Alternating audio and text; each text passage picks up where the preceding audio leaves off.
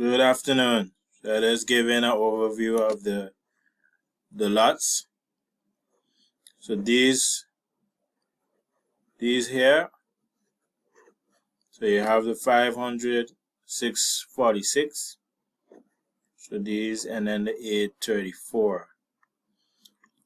The 614 and the 510.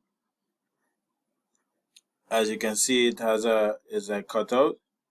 The owners want to reserve this one, the 510. So these are the ones that are available. So let me know your thoughts. Also keep in mind the owner wants a deposit. I've been able to negotiate a smaller than deposit than what is usual. Usually buyers ask for 10% and these type of numbers. So I was able to get it down to 1,005. Really it's 5%, but I think with the 1,005 we can finalize the different aspects because it's a small project.